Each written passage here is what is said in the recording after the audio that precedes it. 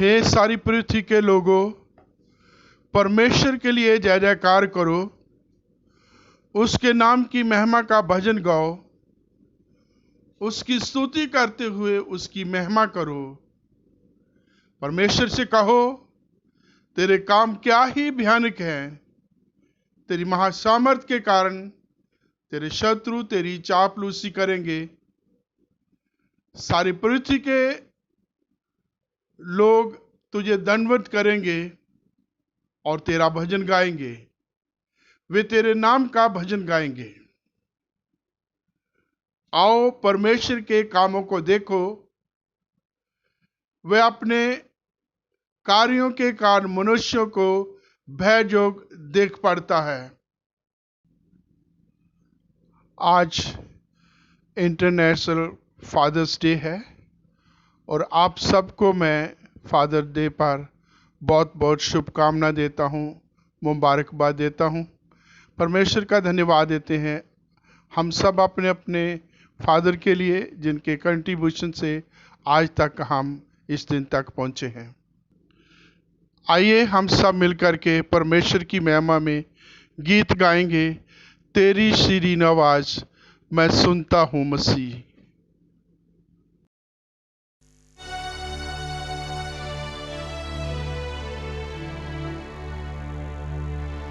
तेरी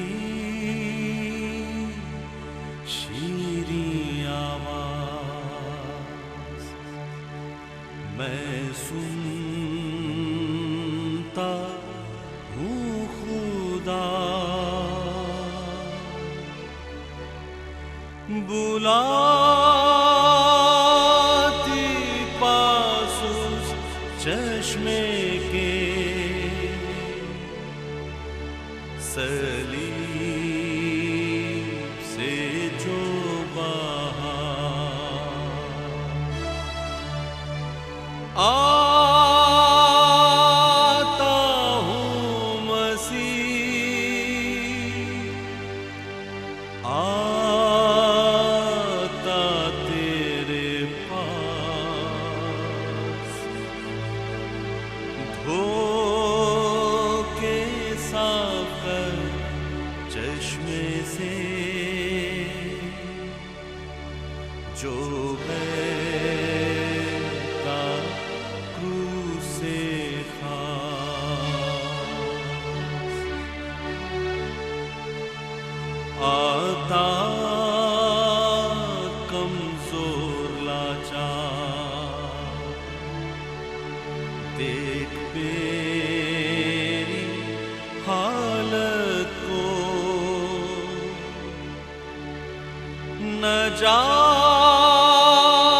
नजासत से कर पाको साफ, के एक भी दाग ना हो।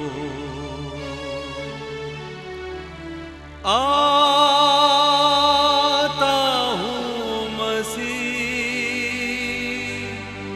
आता तेरे पास, धो के साफ कर चश्मे से जो बहता क्रूस से खास। मसीह तू बख्शता है, कामिल प्यारी माँ,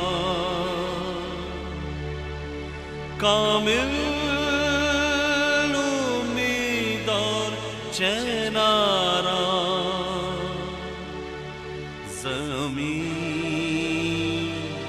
पर और आसमान,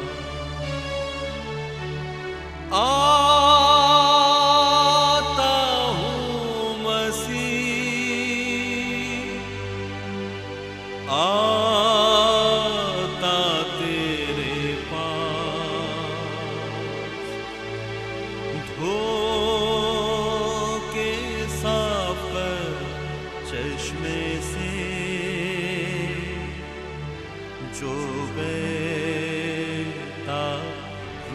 से खास तहसीन कफारा को तहसीन मुफ्त फजल को तहसीन मसीह की बख्शिश को अब मिल के सब कहो आता हूँ मसीह आता तेरे पास धो के साफ कर चश्मे से जो बहता क्रूस से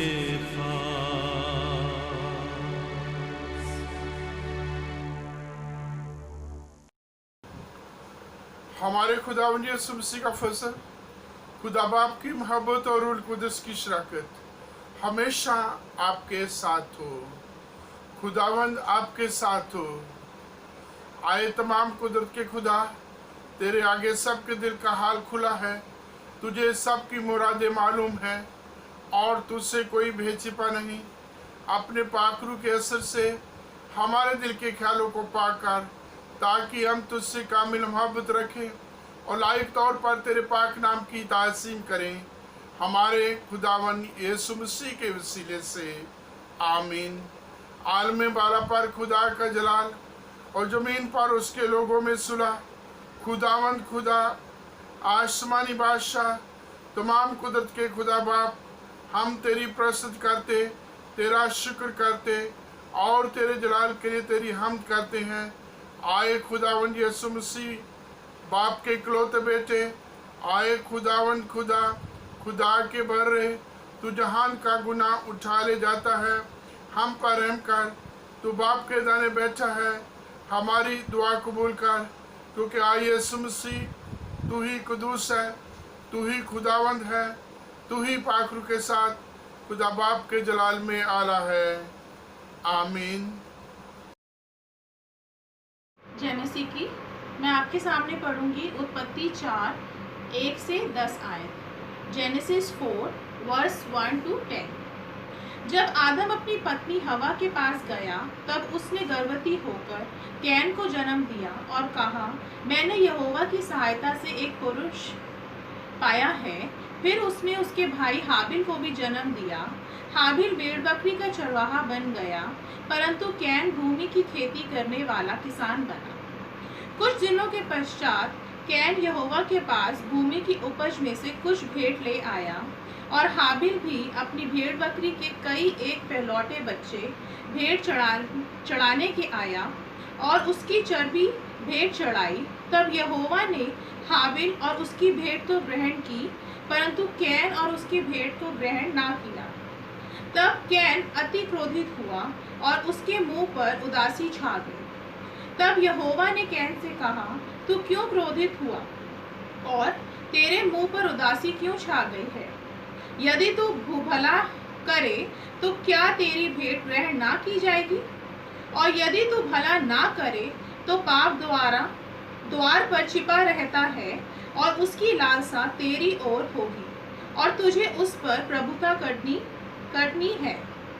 तब कैन ने अपने भाई हाबिल से कुछ कहा, और जब वो मैदान में थे, तब कैन ने अपने भाई हाबिल पर चढ़कर उसे घात किया। तब यहोवा ने कैन से पूछा, तेरा भाई हाबिल कहाँ है? उसने कहा, मालूम नहीं। क्या मैं अपने भाई का रखवाला हूँ? उसने कहा, तूने क्या किया है? तेरे भाई का लहू भूमि से मेरी ओर चिल्लाकर मेरी दुहाई दे रहा है। ये प्रभु का वचन है। इसके पढ़े और सुने जाने पर आशीष दे। आमीन। वचन संहिता चैप्टर 37 पहले से 11 आयत। कुकर्मियों के कारण मत कुढ़, कटिल काम करने वालों के विषय डहा ना कर, क्योंकि वे घास के समान झट कट जाएंगे और हरी घास के समान मुरझा जाएंगे। यहोवा पर भरोसा रख और भला कर, देश में बसा रहे और सच्चाई में मन लगाए रहे। यहोवा को अपने सुख का मूल जान और वह तेरे मनोरथों को पूरा करेगा। अपने मार्ग की चिंता यहोवा पर छोड़ और उस पर भरोसा रख, वही पूरा करेगा।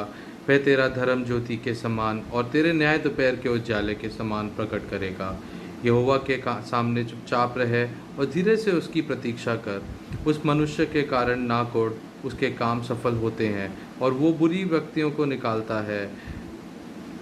क्रोध से पैर रहे और जलजलाहट को छोड़ दे, मत कोड़, उससे बुराई ही निकलेगी। क्योंकि कुकर्मी लोग काट डाले जाएंगे और जो यहोवा की बाट जोते हैं वो पृथ्वी के अधिकारी होंगे। थोड़े दिन के बीतने पर दुष्ट रहेगा ही नहीं और तू उसके स्थान को भलो भांति देखने पर भी उसको ना पाएगा। परंतु नरम लोग पृथ्वी के अधिकारी होंगे और बड़ी शांति के कारण आनंद मनाएंगे। प्रभु के दिए वचन के पढ़े और सुने जाने पर आशीष हो। मैं आपके सामने पढ़ने जा रही हूँ पहला यूहन्ना 3 बाब की 11वीं आयत से 18वीं आयत तक। क्योंकि जो समाचार तुमने आरंभ से सुना वह यह है कि हम एक दूसरे से प्रेम रखें और कैन के समान न बने जो उस दुष्ट में था और जिसने अपने भाई को घात किया। और उसे किस कारण घात किया? हाँ, इस कारण कि उसके काम बुरे थे और उसके भाई के काम धर्म के थे। हे भाइयों, यदि संसार तुमसे बैर करता है तो अचंभा न करना। हम जानते हैं कि हम एक मृत्यु से पार होकर जीवन में पहुँचे हैं, क्योंकि हम भाइयों से प्रेम रखते हैं। जो प्रेम नहीं रखता वह मृत्यु की दशा में रहता है। जो कोई अपने भाई से बैर रखता है वह हत्यारा है और तुम जानते हो कि किसी हत्यारे में अनंत जीवन नहीं रहता। हमने प्रेम इसी से जाना कि उसने हमारे लिए अपने प्राण दे दिए और हमें जो भाइयों के लिए प्राण देना चाहिए। पर जिस किसी के पास संसार की संपत्ति हो और वह अपने भाई को कंगाल देखकर उस पर तरस न खाना चाहे तो उसमें परमेश्वर का प्रेम कैसे बना रह सकता है। हे बालकों, हम वचन और जीव ही से नहीं पर काम और सत्य के द्वारा भी प्रेम करेंगे। परमेश्वर का वचन है।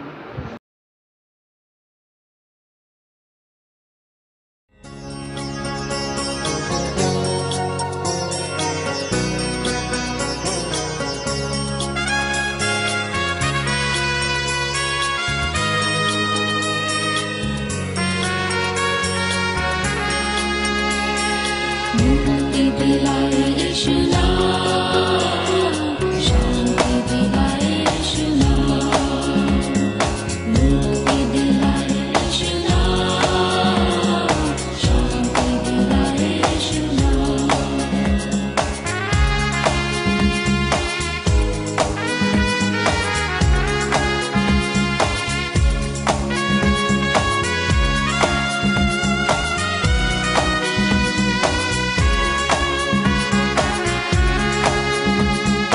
चरणी में तूने जन्म लिया यीशु, चरणी में तूने जन्म लिया यीशु। क्रूस पे हुआ बलिदान, क्रूस पे हुआ बलिदान। मुक्ति दिलाए यीशु नाम, शांति दिलाए यीशु नाम, मुक्ति दिलाए यीशु नाम, शांति दिलाए यीशु नाम।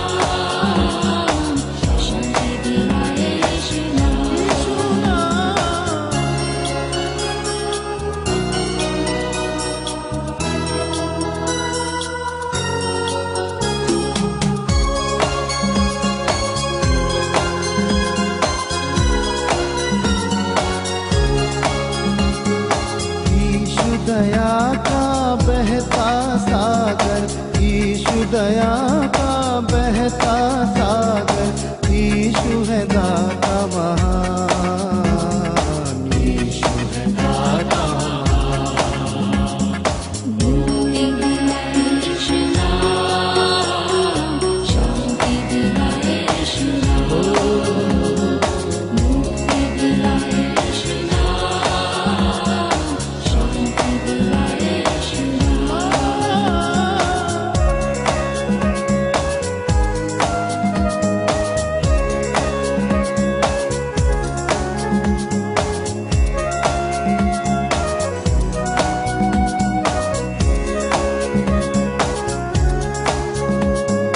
हम सबके पापों को मिटाने, हम सबके पापों को मिटाने, यीशु हुआ बलिदान, यीशु हुआ बलिदान, मुक्ति दिलाए यीशु नाम, शांति दिलाए यीशु नाम, मुक्ति दिलाए यीशु नाम, शांति दिलाए यीशु नाम।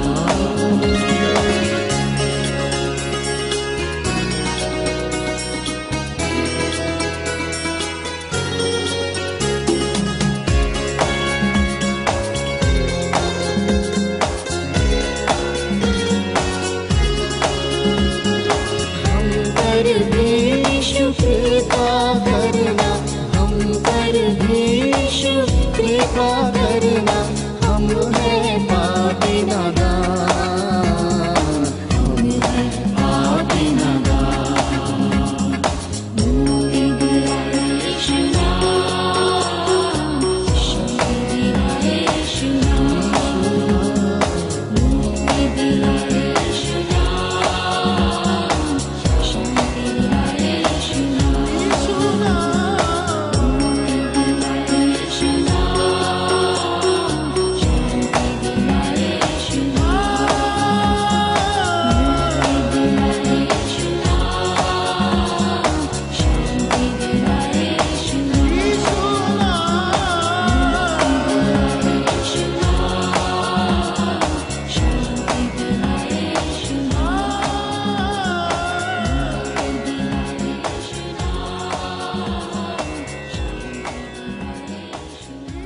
आप सबको जय मसीह की।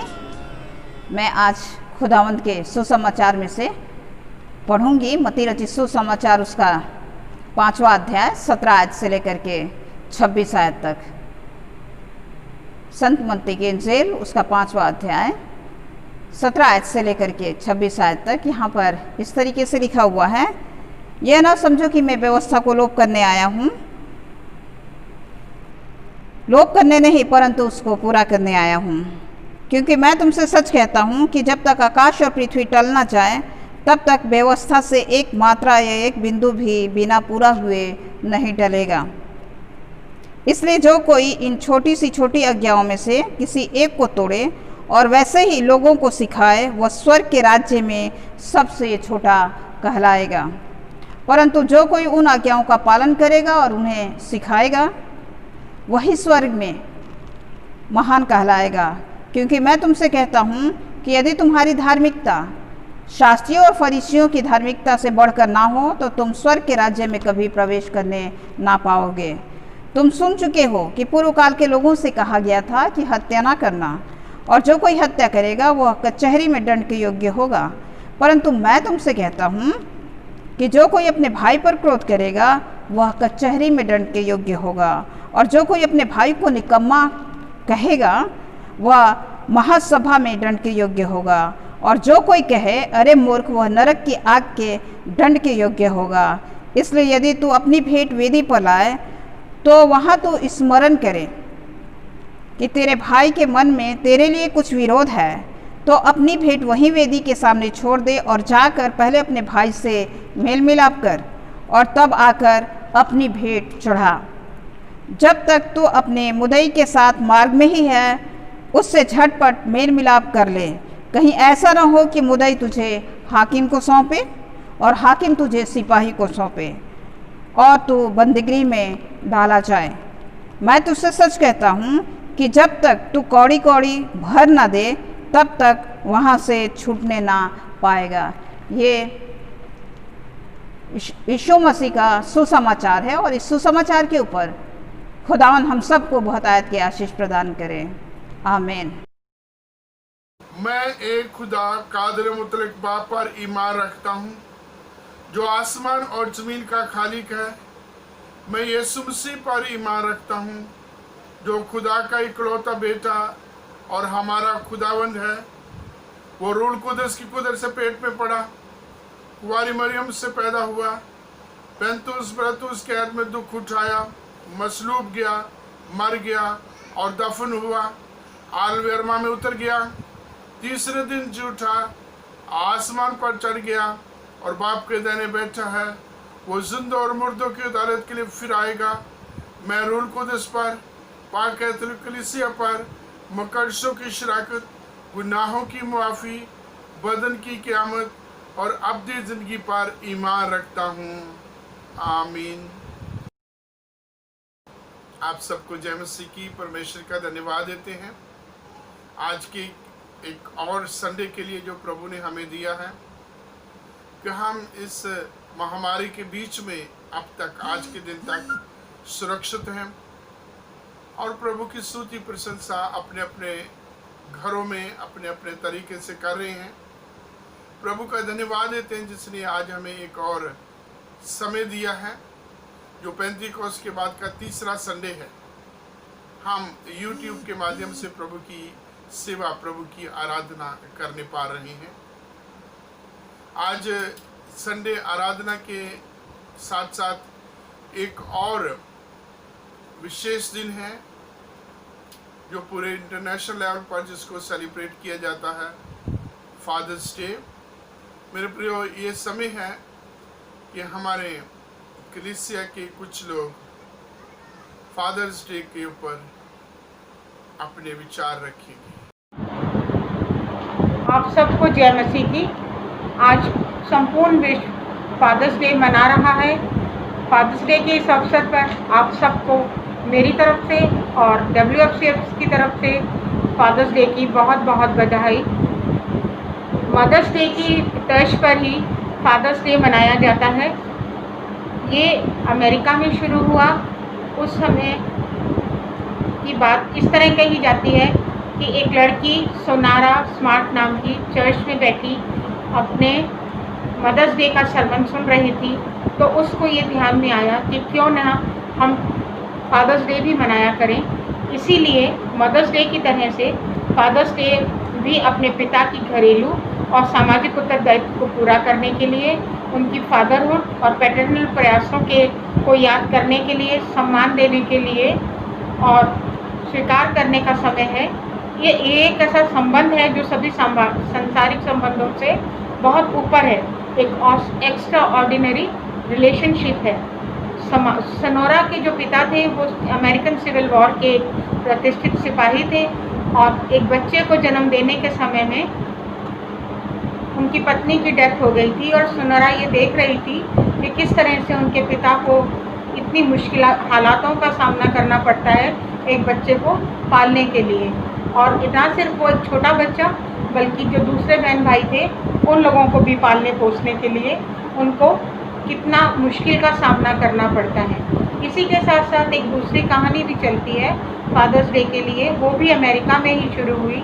कहा जाता है कि 1908 में एक बहुत भयंकर खदान हादसा हुआ था जिसमें लगभग 370 मजदूर मारे गए थे। इन मजदूरों में कोई पिता भी होगा और कोई भाई भी होंगे। उन्हीं की याद में उनके काम को श्रद्धांजलि देने के लिए फादर्स डे का शुरुआत की गई। ये आज का समय एक ऐसा समय है जिसमें हम सब एक बेहद ही अनसिम्पैथेटिक और अस्त व्यस्त समय का मुकाबला कर रहे हैं, मुकाबला करने वाली कल्चर में जी रहे हैं और बेहद ही मैटेरियलिस्टिक रिलेशनशिप्स को हम लोग जी रहे हैं। लेकिन बिब्लिकल वर्सेस जो हैं, बाइबल जो है हमारा साथ साथ बहुत अच्छी तरह से मार्गदर्शन करती है कि हमें किस तरह से अपने बच्चों को पालना चाहिए और अपने परिवार में किस तरह से हम सुख शांति बनाए रख सकते हैं। इसी के बीच में मैं आपसे छोटे छोटे रेफरेंसेस देते हुए बात करूंगी। पिता परमेश्वर से प्यार करता है। परिवार का जो मुखिया होता है वो अपने परमेश्वर से प्यार करता है। मत्ती 6:33 में कहा गया है कि परमेश्वर का भय मानो, तो परमेश्वर का भय मानने से तुम्हारे सारे काम खुद ब खुद होते जाएंगे और तुमको हर एक वस्तु समय पर प्राप्त होती जाएगी। यदि हम परमेश्वर के भय में चलते हैं तो निश्चित रूप से हमारे लिए किसी बात की कोई मुश्किल ही नहीं है। हमारे सारे काम बेहद आसानी से पूरे होते चले जाते हैं। पति एक अच्छा पिता अपने पत्नी से प्यार करता है, पत्नी से बहुत सम्मान से और प्रेम से बोलता है, उसकी छोटी छोटी ज़रूरतों का ध्यान रखता है, उसकी छोटे छोटे कामों में उसका सहायता करता है। बेशक वो पलंग की चादर ही ठीक करना क्यों ना हो, या फिर वो अगर सामान कुछ लेकर आई है तो उसके हाथ से सामान ही ले लेना क्यों ना हो। बहुत छोटे छोटे सी बातें हैं जिनमें पति अपना प्रेम दिखा सकता है और अपनी पत्नी को खुश और संतुष्ट रख सकता है। और जो बच्चा है वो इसी सब को देखता है। यदि बच्चा इतने प्रेम से कामकाज करते हुए देखेगा तो बच्चा वही सीखेगा और वो अपने जीवन में अपनी पत्नी, अपनी बहन, अपने दूसरे रिश्तेदारों के साथ ऐसा ही प्रेम पूर्वक व्यवहार रखेगा और बाहर जाने पर वो एक अच्छा बच्चा गिना जाएगा। पिता ईमानदारी से काम करते हैं और कभी भी अपने बच्चे पर ये बात ब्लॉट नहीं आने देना चाहते कि इसका पिता जो है वो निकम्मा है या कामचोर है। एक अच्छा पिता अपने काम को समय से पूरा करता है, अपनी ड्यूटीज़ को पूरा करता है और एक अच्छा पिता परमेश्वर का रोल मॉडल होता है। परमेश्वर का रोल मॉडल हम इसके अंदर उड़ाऊ पुत्र की कहानी ले सकते हैं। उड़ाऊ पुत्र जो है वो अपने पिता से कहकर अपना पूरा हिस्सा लेकर चला जाता है।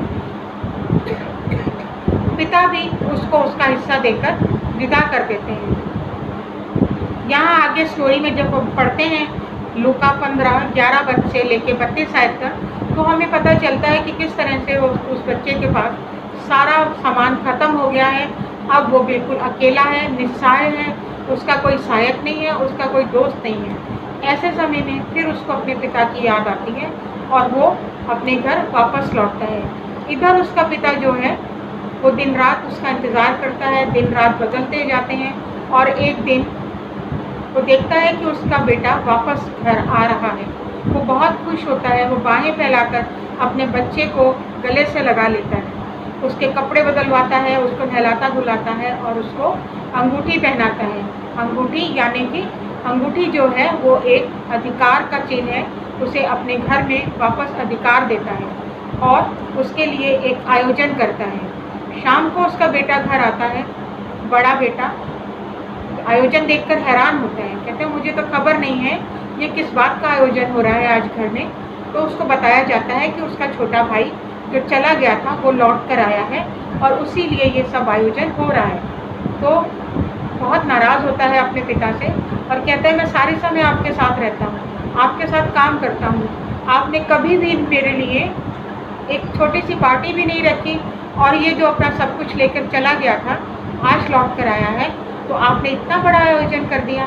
तो उसके पिता कहते हैं बेटा नाराज़ ना हो, जो तुम मेरे पास रहते हो ये बात सही है और ये बात भी सही है कि मेरा जो कुछ है वो सब तुम्हारा है, लेकिन तुम्हारा भाई जो खो गया था अब मिल गया है। तुम खुश हो कि तुम्हारा भाई घर लौट आया है। इसमें हम देखते हैं कि जिस तरह से यीशु मसीह हमारे छोटे छोटे अपराध क्षमा करते हैं, ना सिर्फ छोटे छोटे बड़े बड़े अपराध भी हमारे क्षमा होते हैं। हम हर पल हर क्षण अपराध करते हैं और परमेश्वर हमारा हर अपराध क्षमा करता है। तो हमें पता चलता है कि यहाँ जो पिता है वो एक परमेश्वर का रोल मॉडल है और वो एक लविंग और फॉरगिवफुलनेस फादर है। हमें अपने बच्चों के साथ बहुत आनंद लेना चाहिए। यहाँ पर हम वचन संहिता 127 की 3 आयत देख सकते हैं। हमें बच्चों का सही मार्गदर्शन करना चाहिए। इसमें कुलसियों 3:21 में हम पढ़ सकते हैं हमें अपने बच्चों का अविभाजित ध्यान अनडिवाइडेड अटेंशन देना चाहिए। ऐसा नहीं होना चाहिए कि हम एक आँख पर हम से टीवी देख रहे हैं और दूसरी आँख से हम बच्चे को देख रहे हैं। एक आँख से हम मोबाइल पे बात कर रहे हैं और दूसरी आँख से हम बच्चे को देख रहे हैं। इस बारे में मैं अपना एक छोटा सा उदाहरण देना चाहूँगी कि मैं छोटी थी, पढ़ाई कर रही थी, मेरे पापा मुझे पढ़ा रहे थे और मेरा ध्यान मेरी सहेलियों के पास था, जो खिड़की में से बार बार इशारा कर रही थी कि जल्दी बाहर आ। और उस समय मुझे डिवीज़न का दिया हुआ था एक सवाल, और हम जब पढ़ते थे तब जो मैथ्स होते थे, जो सवाल होते थे, वो बटे में होते थे डिवीज़न के, और मुझे 11/7 का डिवीज़न करना था। लेकिन मैं जब भी लिखती थी, क्योंकि मेरा ध्यान नहीं था, मैं 4/7 ही लिख पाती थी। और एक बार, 2 बार, 3 बार ऐसा हुआ। जब चौथी बार भी ऐसा हुआ तो मुझे पता भी नहीं चला कब मेरे गाल पर एक चांटा पड़ा और मेरा ध्यान वापस मेरी पढ़ाई में आ गया। और यकीन मानिए, आज के उस दिन के बाद मेरे जीवन में 11/7 कभी भी 4/7 नहीं हुआ।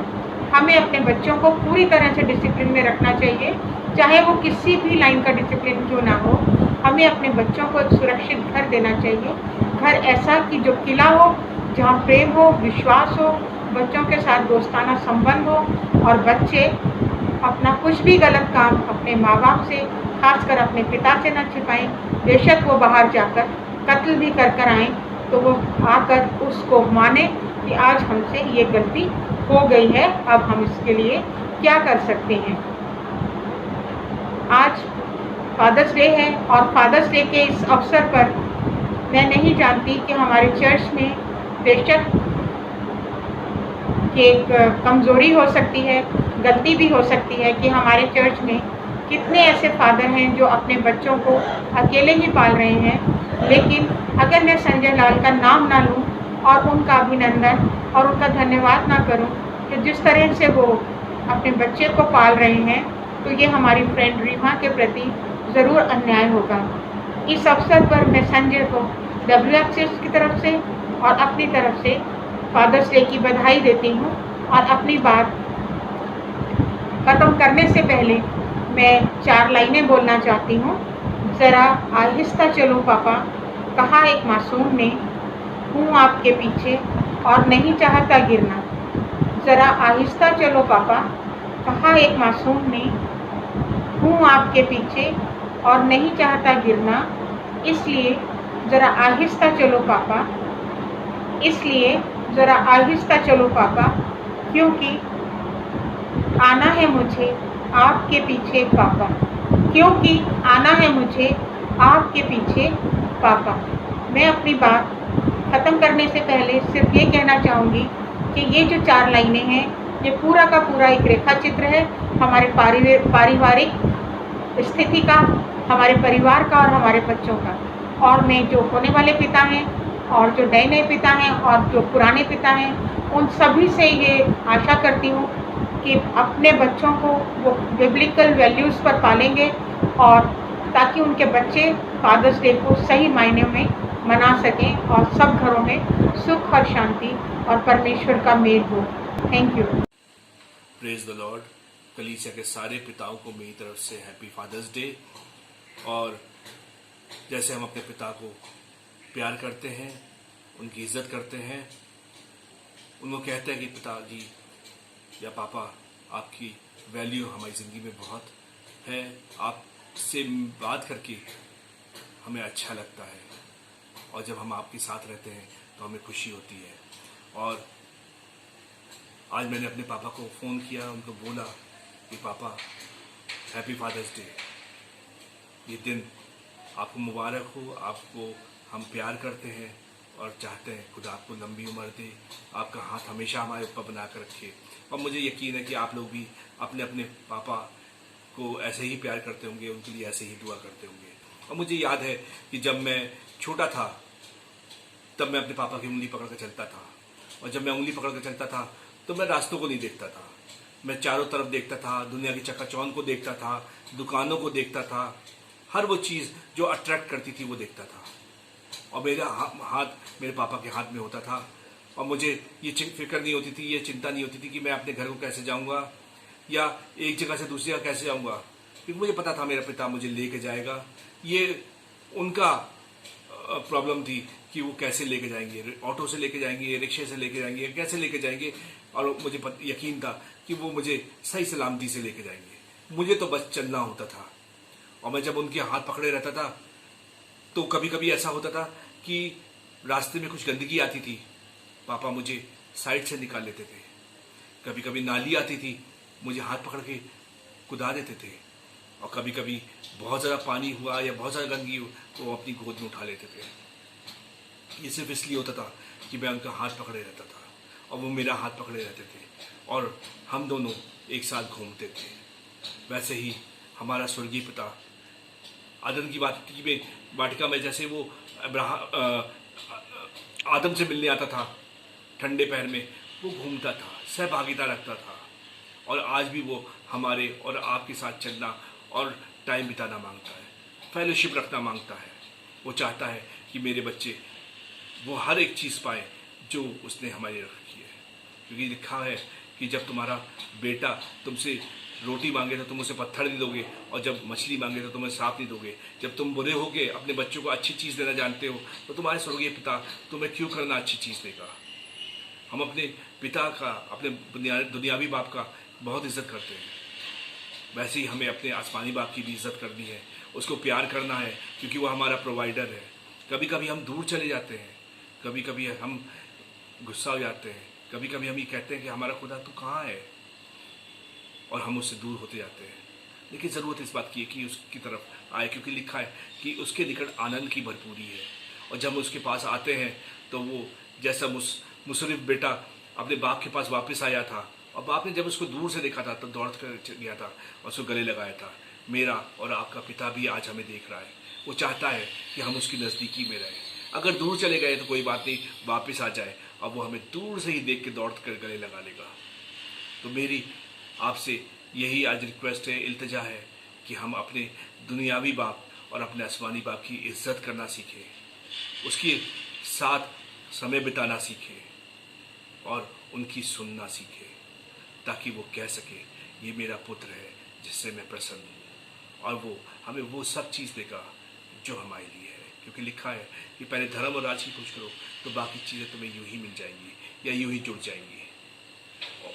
और प्रभु हम सब के साथ रहना मांगता है, हमें आशीष देना मांगता है। मेरी आज आपके लिए यही दुआ है, और सबको फिर से हैप्पी फादर्स डे। आप सबको बहुत बहुत ये दिन मुबारक हो, ताकि खुदा आप सबको अकल और समझ दे कि अपने परिवार का ध्यान रख सके, अपने परिवार में एक अच्छे पिता का रोल निभा सके, और हमेशा उस परम पिता का जो हमारे साथ रहता है उसकी अगुवाई में चल सके। फिर से happy Father's Day, God bless you all. आप सभी लोगों को जय मसीह की। जैसे कि हम सब जानते हैं कि आज हम लोग फादर्स डे सेलिब्रेट कर रहे हैं, बहुत ज़्यादा इम्पॉर्टेंट दिन है।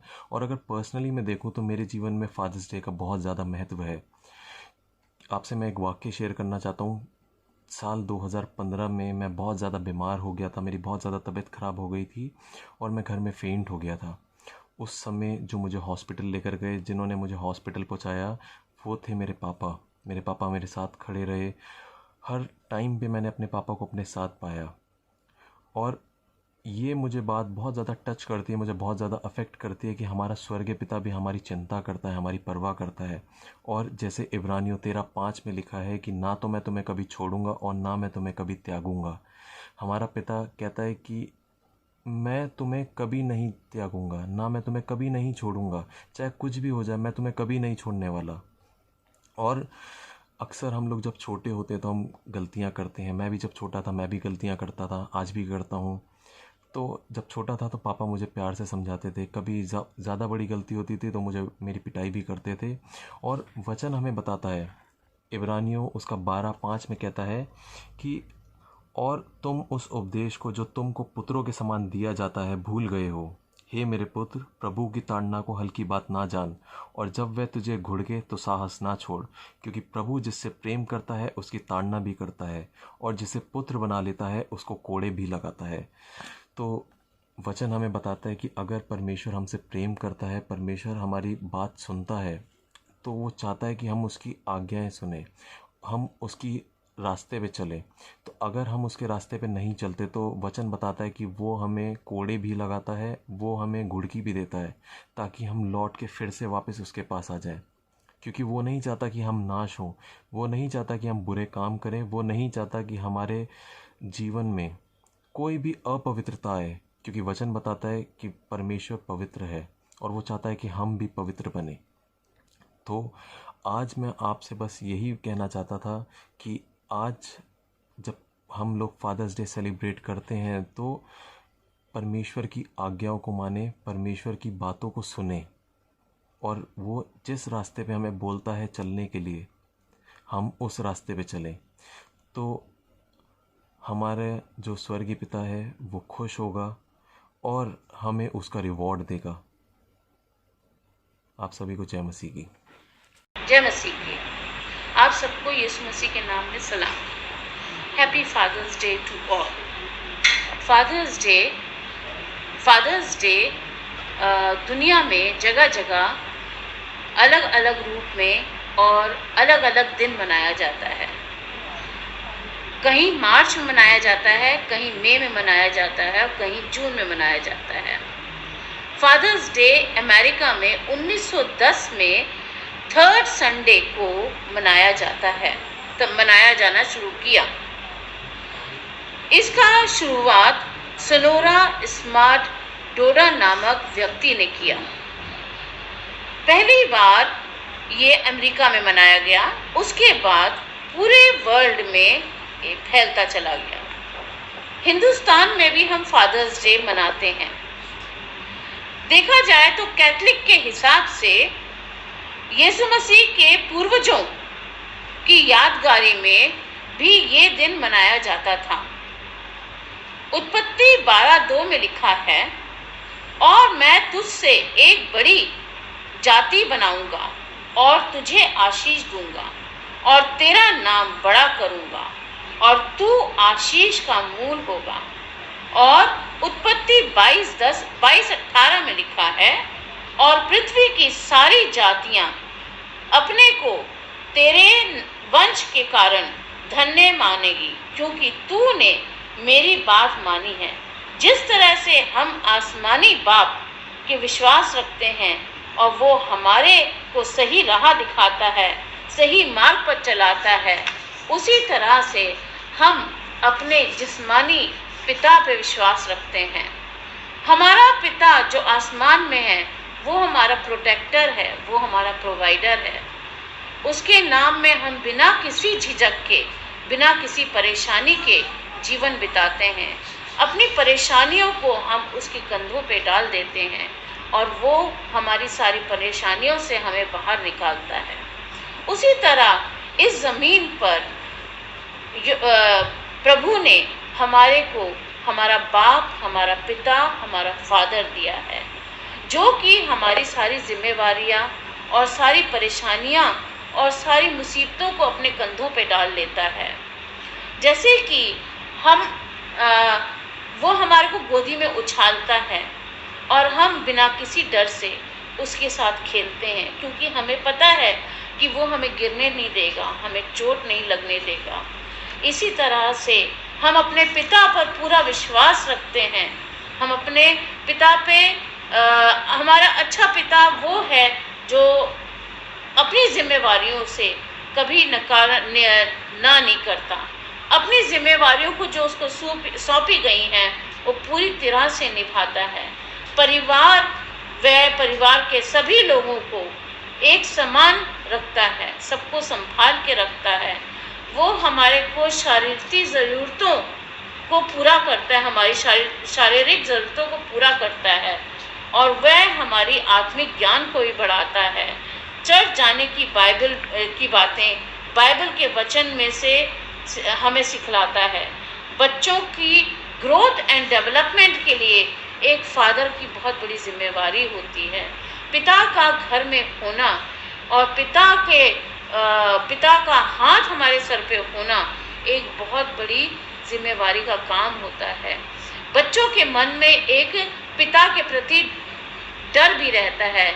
जिस तरह से हम अपने पिता का भय मानते हैं और भय मानने से पिता हमारे को आशीषित करता है, उसी तरह से हमारा एक भय अपने पिता के प्रति वो हमें आशीषित करता है। पिता जिस तरह से हमारा पिता हमें प्यार करता है, हमारा पिताजी, हमारे पापा हमारी देखभाल करते हैं, उनका अपना फर्ज निभाते हैं, उसी तरह से 10वें हुक्म के हिसाब से हम अपने माता पिता की आज्ञा का पालन करना चाहिए। उनकी आज्ञा का जो मसीह ने दी है उसके अंदर चलना चाहिए। जब हम उनकी आज्ञा का आज्ञा को मानेंगे तभी हम सच्चे मसीह कहलाएंगे। आप सभी को एक बार फिर से हैप्पी फादर्स डे, जय मसीह की।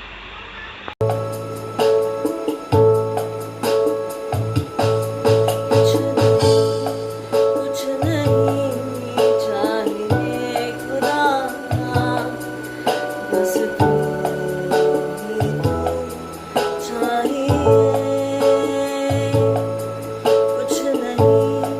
कुछ नहीं चाहिए खुदा, बस तू ही तू चाहिए। तू मेरा पिता, मैं तेरा बेटा, ये रिश्ता काफी है मुझे। तू मेरा पिता, मैं तेरा बेटा, ये रिश्ता काफी है मुझे। कुछ नहीं चाहिए खुदा, बस तू ही तू चाहिए।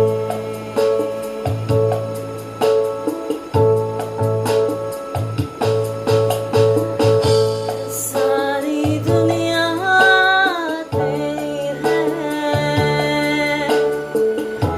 सब कुछ तूने रचाया है। सारी दुनिया तेरी है, सब कुछ तूने रचाया है। मुझको भी तूने बनाया है, तेरे जैसा किया है। मुझको भी तूने रचाया है, तेरे जैसा किया है। क्या दे सकता हूँ, क्या ला सकता हूँ, कहता तुझे बस शुक्रिया। ओ क्या दे सकता हूँ, क्या ला सकता हूँ, कहता तुझे बस शुक्रिया। शुक्रिया, शुक्रिया यीशु तेरा, शुक्रिया।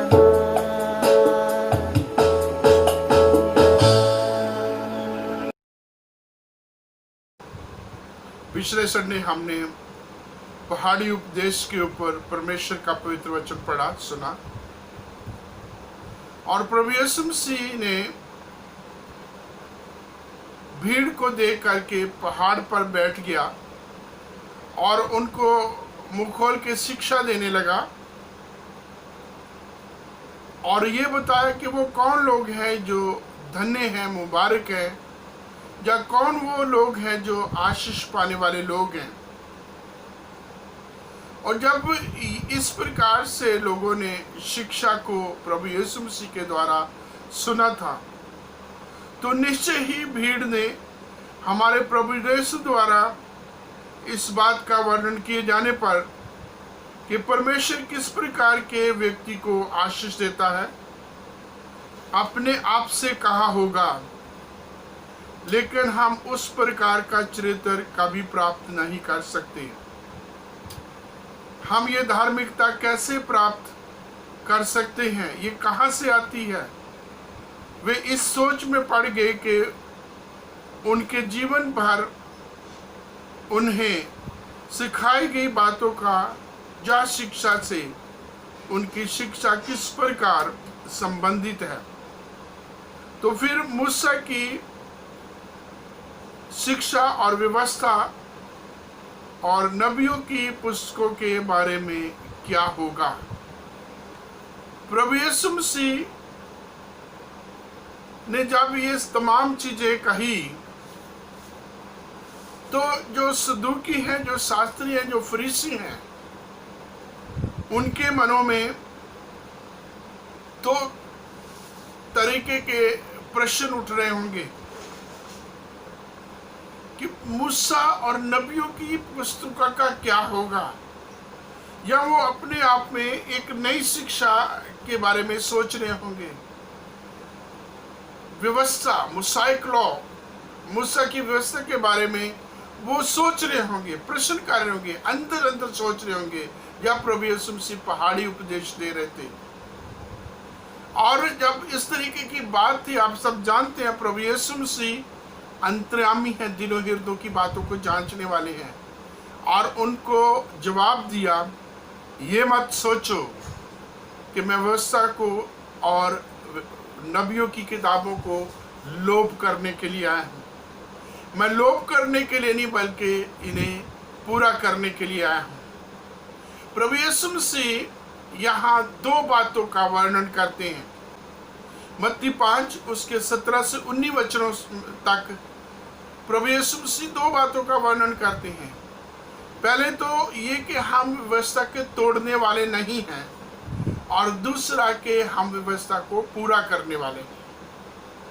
और उनको बड़ी स्पष्ट की थी कि तुम्हारे मनों में ये मत ना कभी भी ना आए कि मैं व्यवस्था को लोप करने के लिए, पुरानी शिक्षा को ख़त्म करने के लिए, नबियों की किताबों को, उन तमाम चीज़ों को लोप करने के लिए आया हूँ। और दूसरी चीज़ प्रभु यीशु मसीह कहते हैं, लोप करने नहीं आया, बल्कि उनको पूरा करने के लिए आया हूँ। प्रभु यीशु मसीह के जीवन के बारे में आप देखें, वो पैदा जब होते हैं, और परमेश्वर का वचन गलातियों 4:4 में कहता है कि परमेश्वर का पुत्र व्यवस्था के अधीन उत्पन्न हुआ। उसने पैदा होने से लेकर आगे अपने जीवन में व्यवस्था को पूरा किया। उसके माँ बाप ने, मरियम यूसुफ ने प्रभु यीशु मसीह के प्रति जो है हैकल में जाकर के उस व्यवस्था को पूरा किया। प्रभु यीशु मसीह ने आगे बढ़ करके यूहन्ना के बपतिस्मा को पूरा लेकर के उस व्यवस्था को, उस धार्मिकता के कामों को पूरा किया जिसके लिए यूहन्ना ने उसे मना किया था। और प्रभु ने कहा कि अब तो हमें धार्मिकता की इस रीतियों को इसी तरीके से पूरा करना है कि भी प्रभु यीशु मसीह का जीवन देखो, वो अपने जीवन भर में परमेश्वर की इस व्यवस्था से कभी पीछे नहीं हटे। आप कहीं भी देख लो, पूरे प्रभु यीशु मसीह के जीवन को देख लो, और अपने जीवन में वो परमेश्वर की व्यवस्था के साथ बना हुआ था। उसने जानबूझ करके सब्बत के दिन बीमारों को चंगा किया। उसने जानबूझ के जो चुंगी लेने वाले हैं, जो सामरी हैं, जो तरह तरह के लोग हैं, उनके साथ तमाम जो है संबंध बनाए रखा। उनके साथ खाता पीता रहा, उनकी सभाओं में जाता रहा। और ये जो व्यवस्था के व्यवस्थापक थे, ये सिनागोग के जो लीडर्स थे, वे प्रभु यीशु मसीह की आलोचना करते रहे। प्रभु यीशु मसीह उनको उन्हीं की भाषा, उन्हीं के प्रश्नों में उनको उत्तर दिया करते थे। और वचन कहता है, वे तमाम लोग प्रभु यीशु मसीह की बातें सुन के निरंतर हो जाया करते थे। प्रभु यीशु मसीह व्यवस्था को लोप करने नहीं, बल्कि व्यवस्था को पूरा करने के लिए आया, और उसने पूरी की पूरी व्यवस्था को पूरा किया। प्रभु यीशु मसीह इस व्यवस्था की गंभीरता के ऊपर बोलते हैं। वो कहते हैं, मैं तुमसे सच सच कहता हूँ कि इसकी एक बिंदु भी इसका जो है जब तक पूरा नहीं होगा, खत्म नहीं हुआ। आकाश पृथ्वी टल जाएंगे, परंतु परमेश्वर के वचन का एक छोटा सा बिंदी भी खत्म नहीं होगा जब तक वो अपना कार्य पूरा ना कर सके। इसके बारे में परमेश्वर के वचन के महत्व, परमेश्वर के वचन की जो इसके अस्तित्व की बात, इसके स्थायित्व की बात, इसके बने रहने की बात, इसके पूरा होने की बात जो है हम कई जगहों पर पढ़ते हैं परमेश्वर के वचन के पुराने नियम में, नए नियम में, और इन तमाम चीज़ों को पढ़ते कि परमेश्वर अपने पवित्र वचन को कितना अधिक महत्व देता है। और प्रभु यीशु मसीह उस पूरे वचन को जो है मानता रहा, एक बिंदी भी उसमें से नहीं जाएगी।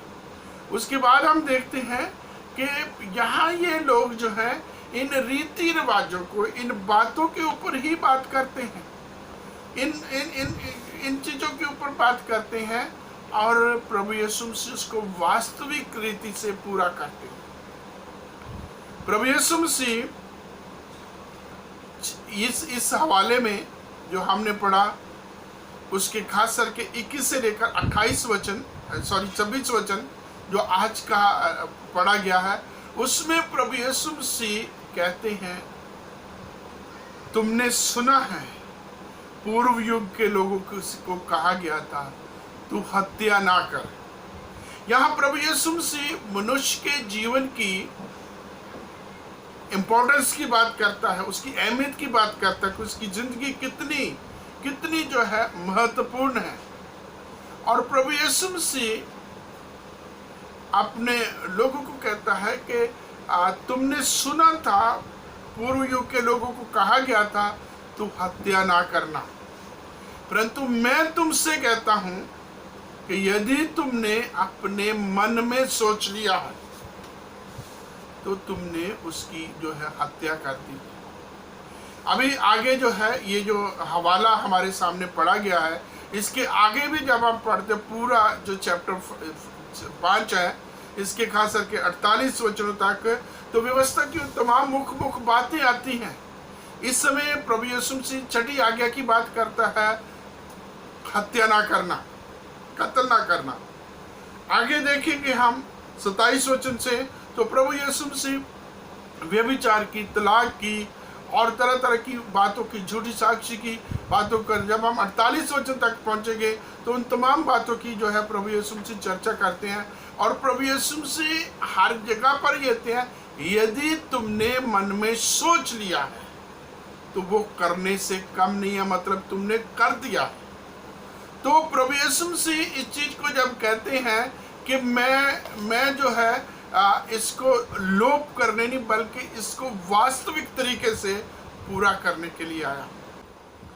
D.L. मूडी अपनी किताब में लिखते हैं कि 1844 में उनके दोस्त फिजी आइलैंड में जाते हैं और वहाँ के जो हालात थे उस समय, उसके ऊपर जो रिपोर्ट देते हैं, वो लिखते हैं कि आप किसी को भी मार्केट में किसी भी एक मनुष्य को, आदमी को $60 में खरीद सकते हैं, और खरीदने के बाद वो पूरी की पूरी आपकी प्रॉपर्टी बन जाती है। आप उसको खिला सकते हैं, पिला सकते हैं, आप उसको भूखा मार सकते हैं, आप खुद उसको खा सकते हैं जैसे कि वो लोग आदमियों को खाते थे। आप उससे काम करा सकते हैं, उसके लिए काम कर सकते हैं, आप उसको जो है कुछ भी कर सकते हैं। आप चाहो तो उसका मर्डर भी कर सकते, उसको मार भी सकते हैं। और आगे पढ़ते हैं कि वहाँ परमेश्वर के लोग गए, एवेंजलिस्ट लोग गए, और 1200 चैपल की स्थापना की गई। और वहाँ पूरे के पूरे जो है 1200 चैपल में जो है लोगों ने इस किताब को पढ़ा, जिसमें लिखा गया था कि मनुष्य जो है परमेश्वर के स्वरूप पर बनाया गया है और हमें हत्या नहीं करनी, हमें जो है किसी भी प्रकार से मनुष्य की हत्या नहीं करनी। कहा जाए तो उनको छठी आज्ञा जो है बड़े अच्छे तरीके से याद आई थी। और आगे चल करके उन्होंने वो लिखते हैं कि आज यदि आप फिजी में जाते हैं और अगर आप 7,000 मिलियन का भी आदमी को खरीदो तो वो खरीदा नहीं जा सकता, खरीद नहीं सकते, क्योंकि आदमी जो है अब वो गुलाम नहीं है, अब उसकी जो है कीमत बहुत है। प्रभु यीशु मसीह ने भी कहा कि तुम जो है जो आकाश में चिड़िया उड़ती हैं उनसे कहीं बढ़कर हो, तुम इन तमाम गृहियों से बढ़कर हो। और आप वापस आते हैं कि उन लोगों ने सीख लिया कि मनुष्य की कदर क्या। बाइबल ने उनके बीच में एक बहुत बड़ा रिवाइवल आया और अब जो है वो मनुष्य को खरीदो फरोख्त करने या मनुष्य के साथ दुर्व्यवहार करने या मनुष्य को मारने और आदमियों के जो है खाने, इन तमाम चीज़ों से हट करके वो उनसे प्यार कर रहे हैं, क्योंकि उन्होंने इस प्यार करने वाली किताब को पढ़ा है जिसको हम बाइबल कहते हैं। प्रभु यीशु मसीह ने जब हम आते हैं मत्ती 5 अध्याय के 21 वचन से आगे, प्रभु यीशु मसीह कहता है कि तुम सुन चुके हो, पूर्व काल के लोगों से कहा गया था हत्या मत कर, परंतु मैं तुमसे कहता हूं यदि तुमने मन में सोच लिया है तो उसके ऊपर मुकदमा चलाएगा, कचहरी में दंड के योग होगा।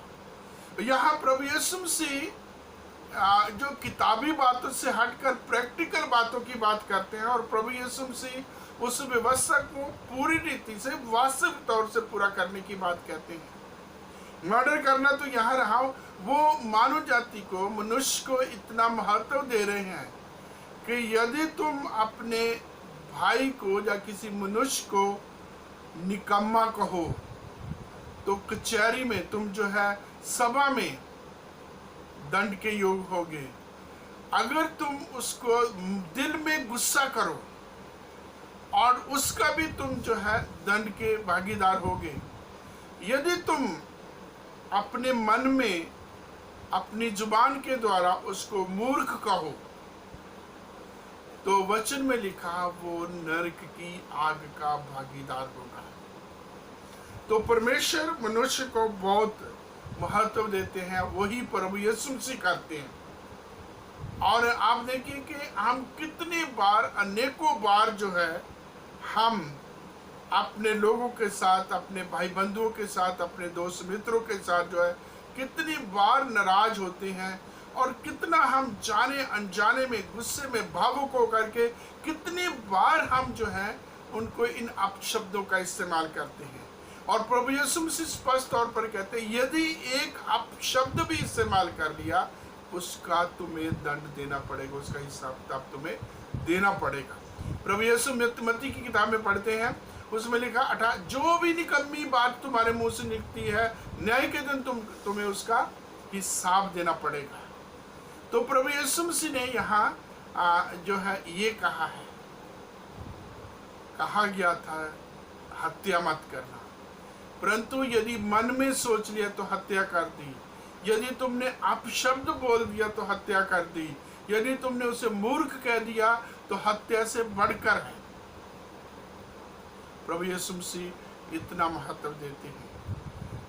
और जब हम हत्या की बात करते हैं, ये हत्या कई प्रकार की है। एक हत्या है जो आजकल हमने जो है अक्सर उसको देखते हैं, सुसाइड। बेशक जो है कानून कहता होगा कि मनुष्य अपनी जिंदगी का खुद मालिक है, लेकिन बाइबल में लिखा हुआ है यदि मनुष्य जो है अपने आप से जीवन प्राप्त नहीं कर सकता तो अपने आप से उसे खत्म भी नहीं कर सकता। कई प्रकार की जो है हत्याएं हैं। सुसाइड, फ्रस्ट्रेशन में आकर के, अभी इन दिनों में हमने देखा एक बहुत जवान लड़का जो फिल्म इंडस्ट्री का था, क्या वजह हम नहीं जानते, बहुत सारी बातें उठ रही हैं, और अपनी जिंदगी को उसने खुद ही खत्म कर लिया। और मनुष्य को, किसी भी मनुष्य को अपना या किसी का प्राण लेने का अधिकार नहीं। एक हत्या होती है जिसको हम बोलते हैं यूथेनेशिया, मर्सी किलिंग। जब कोई आदमी, कोई व्यक्ति जब जो है बहुत ही क्रिटिकल सिचुएशन में आ जाता है तो कंसल्टेशन के बाद उसको जो है इस प्रकार से इंजेक्शन दिए जाते हैं, इस प्रकार से उसके साथ किया जाता है कि अब जो है इसका जिंदा रहना तो कोई बड़ी बात नहीं है, जिंदा रहना तो कोई भी जो है उसके लिए फायदे की बात नहीं, कष्ट ही कष्ट है। तो उसके कष्टों से छुटकारा देने के लिए जो है उसको मर्सी किलिंग यूथेनेशिया किया जाता है। हम जो है मर्डर करते हैं, तरह तरह से हमारी जिंदगी हमारे हाथों के द्वारा मर्डर करते हैं। हम मन ही मन में गुस्से में रहते हैं, हम मन ही मन में कितनी गाली गलौच देते हैं।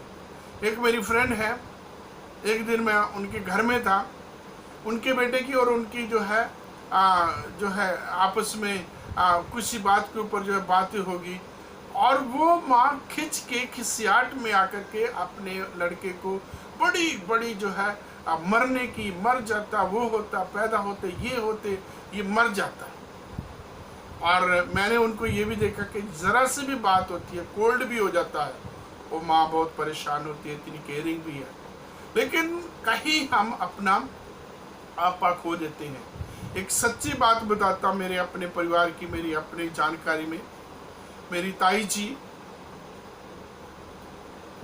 जी के साथ उनका मनमुटाव हो गया और ताया जी ने उसके ऊपर जो हाथ उठा दिया और ताई जी जो है रोती रही, रूठ के पड़ी रही। और किसी ने आकर के बोला, एक जो है 1 साल का उनका बेटा था उस समय, और मैं वहाँ हूँ, और उनको ये कहा कि चल उठिए, जो है लड़का जो है रो रहा है। और ताई जी ने गुस्से में आकर के अपना गुस्सा, अपने पति का गुस्सा गाली में दिया, मर जाए लड़का। और मेरे प्रियो, मैं उस समय बहुत ही छोटी उम्र का था, 12 साल का होगा, मुझे आज वो घटना याद है। वो लड़का आने वाले 5-6 महीनों के बीच में मर गया। और मेरी उस दिन की सोच में बहुत जो है, अभी टीनेजर था, बिगिनर टीनेजर था, मुझे तब भी और आज भी, जबकि मुझे किसी प्रकार का कोई ज्ञान कुछ नहीं था, मुझे पता, मैं यही कहता था कि अरे ताई ने तो ऐसे इसको जो है बददुआ दी थी, इसीलिए ये लड़का मरा है। मेरे प्रियो, बहुत बार ऐसे होता है, बहुत बार हमारी जिंदगियों में ऐसा होता है। हम मनों में गाली देते हैं, मनों में लोगों की हत्या कर देते हैं, मनों में लोगों को बहुत जो है उनको बुरी तरीके की जो है श्राप दे देते हैं। और वचन में लिखा है, जब हमने गुस्सा कर लिया, गुस्से से कुछ बोल दिया, जब हमने जो है उसको जो है श्राप देने जैसी बातें कर दी, तो परमेश्वर का वचन कहता है वो हत्या करने के बराबर है, और इसका हमें भोगना पड़ेगा, इसको हमें भोगना पड़ेगा। तो यहाँ प्रभु यीशु मसीह जो है अपने चेलों के साथ जो है, या इस भीड़ के जो पहाड़ी उपदेश के में जो भीड़ को जो बता रहे कि हमें अपने पूरे समाज के बीच में मेल मिलाप के साथ रहना है, हमें रिकंसाइल करना है। आगे के हवाले में हम देखेंगे कि रिकंसिलिएशन के ऊपर जो है किस प्रकार से प्रभु यीशु मसीह कहते हैं। यहाँ प्रभु यीशु मसीह पहली बात कहते हैं कि अपने भाई को अगर तुमने मुंह से अपशब्द कह दिया, मन में गुस्से से जो है शराब दे दिया, और वो मर्डर करने के, वो हत्या करने के बराबर है। फिर प्रभु यीशु मसीह ये कहते हैं कि हमें आपस में एक बहुत ही अच्छा प्रेम पूर्व एक जो है बहुत ही हार्मनी, पीस एंड हार्मनी के साथ जो है हमें अपना वातावरण बनाना है। प्रभु के वचनों में हम आगे पढ़ते हैं 23 और 24 वचन, जिसमें लिखा है कि यदि तू परमेश्वर के घर में जाए या तू वेदी पे जाए और तो ये याद आए कि तेरे भाई के मन में तेरे प्रति गुस्सा है, कुछ खोट है, तो अपनी जो भेंट है उसे साइड पे रख दे और पहले जा अपने भाई के साथ मेल मिलाप कर, फिर आकर के तू भेंट चढ़ा, तब तुझे उसका फायदा है, नहीं तो तेरी भेंट जो है व्यर्थ है। दूसरी चीज हम देखते हैं कि प्रभु यीशु मसीह हमारे बीच में प्यार मोहब्बत के वातावरण को चाहते हैं, मेल मिलाप, रिकंसिलिएशन की बात कहते हैं। और ये हम पढ़ते हैं 23 और 24 वचन में। यहाँ परमेश्वर के वचन में लिखा गया है इसलिए यदि तू अपनी भेंट वेदी पर लाए और वहां तू स्मरण करे कि तेरे भाई के मन में तेरे लिए कुछ विरोध है, तो अपनी भेंट वहीं वेदी के सामने छोड़ दे और जाकर पहले अपने भाई से मेल मिलाप कर और तब आकर अपनी भेंट चढ़ा। और इस वचन को पढ़ने के द्वारा एक गीत याद आता है, प्यार खुदा है और प्यार ही जिंदगी, बिना प्यार के कुछ भी नहीं है बंदगी।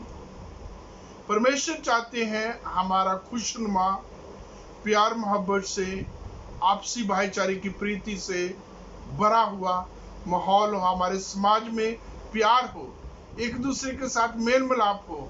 और यदि किसी कारण भाई बंधुओं से, रिश्तेदार, दोस्त मित्रों से कोई ऐसी वजह बन जाती है, तो हमें एक दूसरे के साथ मेल मिलाप करना है। और यहाँ जो है दूसरा स्टैंडर्ड, यहाँ वर्शिप की बात करते हैं, क्योंकि ये लोग जो है बहुत सारे रीति रिवाजों को मानते थे। फरकी फरीसी जितने भी थे, ये जितने भी सदूकी शास्त्री थे, ये इन रीतियों विधियों के ऊपर बहुत चलते थे। और प्रभु यीशु मसीह इनको ये कह रहे हैं कि हमें true worship of the Lord क्या है, परमेश्वर की सच्ची आराधना क्या है, उसको हमें करना है। हमें रीति विधियां पूरी नहीं करनी, हमें जो है सामान खरीदा, सामग्री खरीदी और भेंट चढ़ा के आगे। और परमेश्वर का वचन कहता है ऐसी भेंट से हमें कोई फायदा नहीं, कुछ लाभ नहीं है।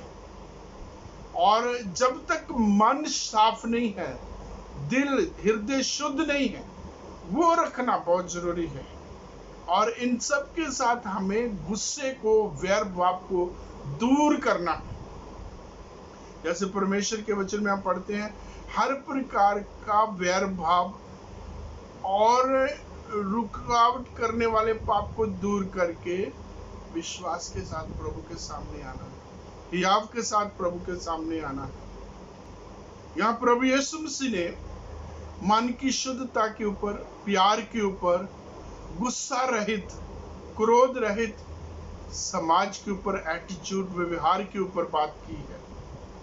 और कितनी बड़ी बात है कि प्रभु का वचन कहता है यदि तेरे भाई के मन में तेरे प्रति कोई विरोध है, मतलब तू बेशक अपने भाई से गुस्सा नहीं है, नाराज नहीं है, यदि वो तेरे से नाराज है किसी भी वजह से, गलती तेरी है या उसकी, इससे कोई यदि कहीं भी गुस्सा है, तो तुझे याद आता है जब तू वेदी पर जाता है, जब तू भेंट चढ़ाने जाता है, वर्शिप करने के लिए जाता है, तो उस समय पहले तो अपनी भेंट जो है साइड में रखते, फिर जाकर के अपने भाई से मेल मिलाप कर और उससे जो है रिकंसाइल कर, समझौता कर, उससे माफी मांग, उसको माफ करके फिर वापस आ, तब तेरा पिता तेरी भेंट को स्वीकार करेगा। और यहाँ जो है तीसरी चीज जो हम देखते हैं वो 25 और 26 वचन में है, वो ये है, परमेश्वर का वचन कहता है कि जब तक तू अपने मुद्दई के साथ मार्ग में ही है तो उसे झटपट मेल मिलाप कर ले, कहीं ऐसा ना हो वो कि तुझे मुद्दई को सौंपे और मुद्दई तुझे हाकिम को सौंपे और हाकिम तुझे सिपाही को सौंप दे और तू बंदीगृह में डाल दिया जाए। मैं तुमसे सच कहता हूँ कि जब तक तू कौड़ी कौड़ी भर ना दे तब तक वहां से छूटने ना पाएगा। और इसको हमारे सामने एक बहुत अच्छी उदाहरण है जो लूका रचित सुसमाचार के 18वें अध्याय में है।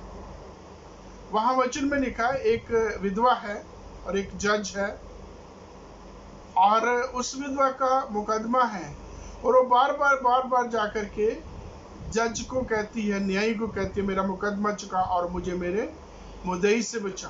कहने का मतलब कि वो भी बड़ी जल्दी में है, जल्दी में बोली वो भी पूरी जो है तैयारी में है, पूरी जो है पूरी एकदम से नहीं चाहती कि उसका मुकदमा लंबा चले, नहीं चाहती कि वो समय आए जब उसका मुद्दई जो है उसको हाकिम के हाथ में पकड़ा दे और हाकिम उसको पुलिस के हाथ में पकड़ा दे और फिर उसके ऊपर जो है दंड की आज्ञा दी जा सके।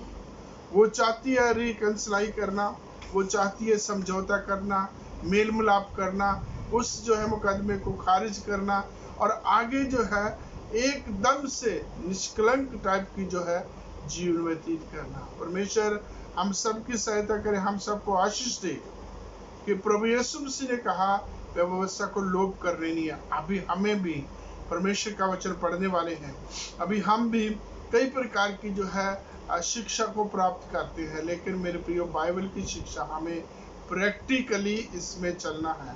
जो परमेश्वर का वचन कहता है इसमें हमें बने रहना है। पहली बात हमने देखी, प्रभु जो है व्यवस्था को पूरा करने के लिए आए और उन्होंने पूरा किया। पैदा होने से लेकर के आगे तक उन्होंने आखिरी समय तक प्रभु की व्यवस्था को पूरा किया और हमें व्यवस्था से मुक्त किया। दूसरी चीज आती है हत्या की, हत्या न करना।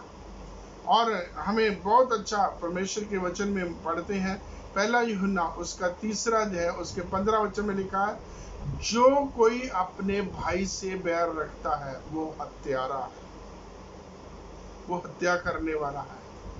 फिर आगे हम देखते हैं परमेश्वर का वचन कहता है कि हमें सच्ची आराधना करनी है। फिर आखिर में हमने देखा कि हमें मेल मिलाप करना है, हमें अपने मुद्दई से जो है एकदम से समझौता करना है और जो भी हमारी टूट फूट मन मुटाव लड़ाई झगड़े मुकदमेबाजी सबको हमने खत्म करके हमने अपने आप को बिल्कुल एक निर्दोष एक पवित्र जीवन व्यतीत करना, जिससे प्रभु को महिमा मिले, प्रभु का नाम ऊंचे पे उठाया जा सके। प्रभु आप सबको आशीष दे। इस समय हमारे बीच में ऑफरेटरी सॉन्ग गाया जाएगा और इस गीत के दौरान हम अपनी भेंट प्रभु को अर्पित करेंगे।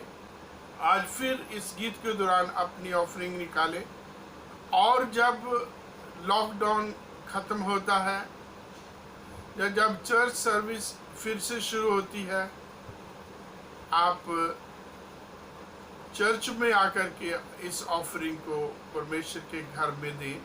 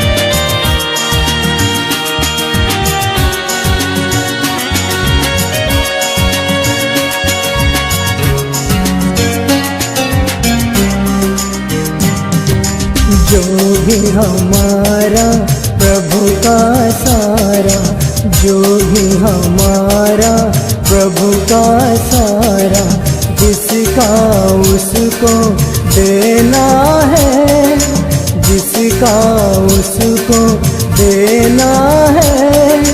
भंडारे हम प्रभु के जग में, भंडारे हम प्रभु के जग में, 10वां ही लौटाना है, प्रभु को चढ़ाना है।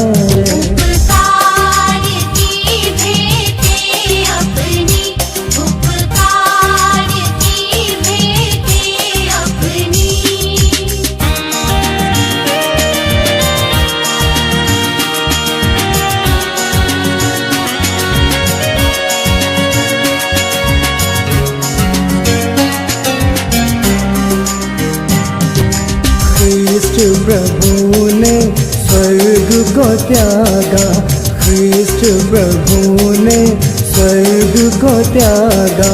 हमको प्रेम दिखाना है, हमको प्रेम दिखाना है। हिस्सा दो प्रभु को जो कुछ हो, हिस्सा दो प्रभु को जो कुछ हो। निज भेंटें भी लाना है, प्रभु को चढ़ाना है।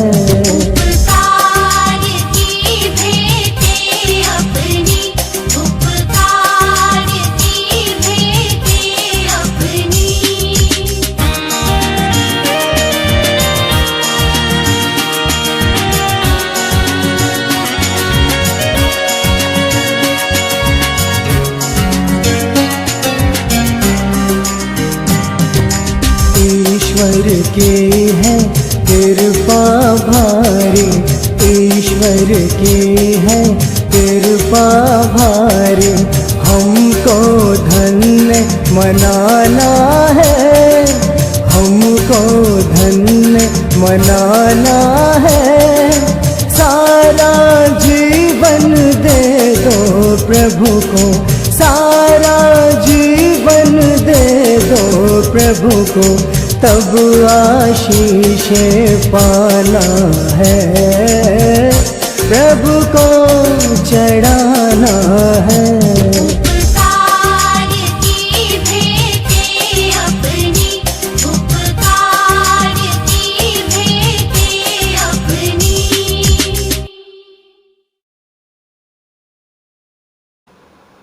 आइए प्रार्थना करें।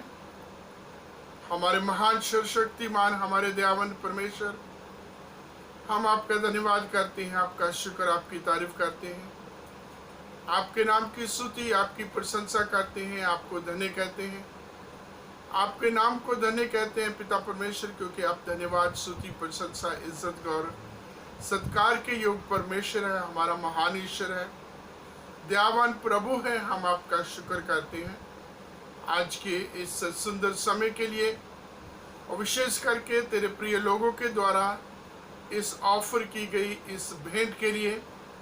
इसे आप स्वीकार करें। देने वाले तमाम लोगों पर तेरी बरकत, तेरी आशीष बनी रहे। बरकत और आशीष दे पिता परमेश्वर, कि जो तेरे प्रिय लोगों ने तेरे नाम, तेरे काम, तेरे घर के लिए पिता परमेश्वर जो इन्होंने नजराना निकाला है, इसके एवज में पिता परमेश्वर ये 100 गुना प्रतिफल पाने पाए। इनके घरों को, इनके भंडारों को प्रभु आप भरा पूरा रखें, माला माल करें, आकाश की खिड़कियां खोलकर अपनी बरकतों से परिपूर्ण करें। और जब प्रभु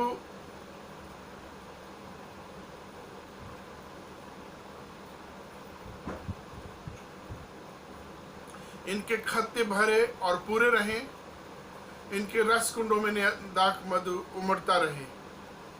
और जब पिता परमेश्वर इस पैसे को इस्तेमाल किया जाता है, इसको बड़ी समझ, बुद्धि, ज्ञान के साथ, समझदारी, ईमानदारी, वफादारी के साथ, तेरे खौफ, तेरे डर में रह करके पिता परमेश्वर इस पैसे को इस्तेमाल किया जाए, ताकि इसका सदुपयोग हो, इसके द्वारा तेरी महिमा हो, तेरे सेवा के काम पूरे होने पाए, और तेरे घर की तमाम ज़रूरतें बहुतायत से पूरी रहे, तेरे घर में सब कुछ बहुतायत से बना रहे।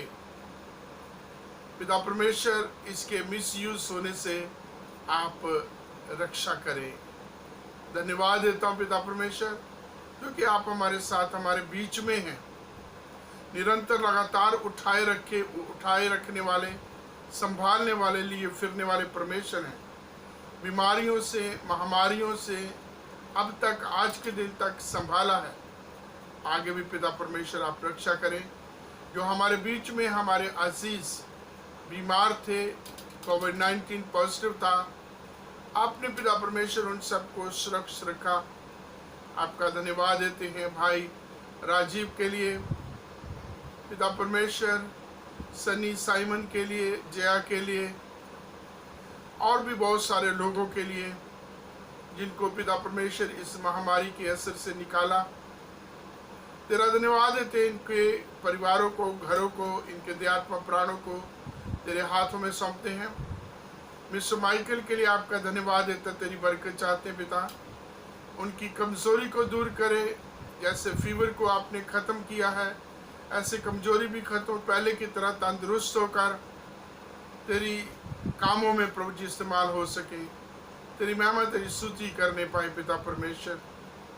आपसे विनती प्रार्थना करता हूँ पिता, जितने भी हमारे बुजुर्ग हैं और जिनको पिता परमेश्वर इस महामारी से खतरा है, आप उनकी विशेष रक्षा करें। हमारे पूरे पास स्टेट पर एक एक घर, परिवार, बच्चे, जवान, बुजुर्ग पर तेरी बड़ी तेरी आशीष चाहते हैं पिता परमेश्वर। प्रभु जो क्रॉनिक डिसीज में लंबे समय से बीमार चले आ रहे हैं, जिनका डायलिसिस हो रहा है, डायबिटिक है, हार्ट प्रॉब्लम है पिता परमेश्वर, अर्थराइटिस है, एस्थमेटिक है पिता परमेश्वर, जिनको पेट की बीमारियां हैं, जिनको प्रभु जी ब्लड प्रेशर, प्रभु जी आइस प्रॉब्लम है प्रभु, जिनको जॉइंट पेन है, जिनकी किसी और तरीके की प्रॉब्लम है, सब पर तेरी बरकत, तेरी आशीष चाहते हैं। पढ़ने वाले बच्चों पर तेरी बरकत चाहते हैं प्रभु, जिनके पास इन दिनों में काम नहीं है प्रभु, आप इंतजाम करें। और जो डेली वेजेस हैं पिता परमेश्वर, जो तंगी मुसीबत प्रभु जी उनके ऊपर आई है अब तक प्रभु जी, आपने उनकी रक्षा की, आगे भी प्रभु जी आप उनकी अगुवाई मदद करें। हमारे पूरे पास स्टेट पर प्रभु जी, दिल्ली डायसिस पर आपकी बरकत, आपकी आशीष चाहते हैं पिता परमेश्वर। हम अपने बिशप वारिस के मसीह, हमारे मॉडरेटर पीसी सिंह और प्रभु जी दक्षिण भारत कलीसिया के मॉडरेटर और प्रभु जितने भी तेरे खादम हैं प्रभु, उन सब पर तेरी बरकत, तेरी आशीष चाहते हैं। हमारे देश के प्रधानमंत्री, राष्ट्रपति, तमाम मिनिस्टर्स, कैबिनेट, सभी मुख्यमंत्री और पिता परमेश्वर सभी गवर्नर्स, दिल्ली के उपराज्यपाल और इनके साथ प्रभु जी दिल्ली के प्रशासक, जितने भी प्रभु जी प्रबंध करने वाले लोग हैं, सब पर बरकत चाहते हैं, आशीष चाहते हैं। जितने भी हमारे अजीज प्रियजन आर्मी में हैं पिता परमेश्वर, पुलिस में हैं, मेडिकल लाइन में हैं, पैरामेडिकल लाइन में हैं, जो तरह तरह से पिता परमेश्वर देश समाज हमारी रक्षा के लिए प्रभु इस प्रभु खतरे वाले समय में ड्यूटी देते हैं, उन पर तेरा विशेष अनुग्रह, तेरी दया, तेरी कृपा बनी रहे। हमारे पूरे भारतवर्ष पर तेरी बरकत हो, इसको इसके पड़ोसी देशों से पिता परमेश्वर सुरक्षा रखें। जो प्रभु जी चाइना, पाकिस्तान के साथ, नेपाल के साथ पिता जो इस समय डिस्टर्बेंस है उसको आप ख़त्म करें। इस कोरोना वायरस को पिता परमेश्वर आप पूरी रीति से ख़त्म करें। इसका मेडिसिन, ट्रीटमेंट, वैक्सीनेशन तैयार हो सके, ताकि पिता परमेश्वर जब इसके साथ आगे प्रभु हम अपने जीवन में बढ़ते हैं प्रभु, जिस किसी को भी ये बीमारी लगती है उसका प्रॉपर ट्रीटमेंट होने पाए। खतरों मुसीबतों से पिता परमेश्वर आप बचाए रखें। पिता परमेश्वर धन्यवाद देता हूँ हमारे चर्च की विमेन फेलोशिप के लिए, संडे स्कूल के लिए, यूथ फेलोशिप के लिए, तरह तरह के और प्रियजनों के लिए, पास्टर कमेटी के लिए, सब पर तेरी बरकत, तेरी आशीष चाहता है यीशु राजा। आप बरकत दे, आप सहायता कर। आने वाले दिनों में प्रभु जी हमारे पूरे समूचे देश पर, राष्ट्र पर तेरी बरकत, तेरी आशीष बनी रही। इस प्रार्थना को सुने, प्रार्थना को स्वीकार करें हमारे प्रभु और उद्धारकर्ता यीशु मसीह के पवित्र नाम में प्रार्थना मांगते हैं, जिसने कहा जब तुम प्रार्थना करो तो इस प्रकार से प्रार्थना करो। आए हमारे बाप, तू जो आसमान पर है, तेरा नाम पाक माना जाए, तेरी बादशाहत आए, तेरी मर्जी जैसे आसमान में पूरी होती है ज़मीन पर भी हो। हमारे रोज़ की रोटी आज हमें दे, जिस प्रकार हम अपने कसूरों को माफ़ करते हैं, तो हमारे कसूरों को माफ़ कर। हमें आज मैश में न पड़ने दे, बल्कि बुराई से बचा, क्योंकि बादशाहत और कुदरत और जलाल हमेशा तेरा है। आमीन।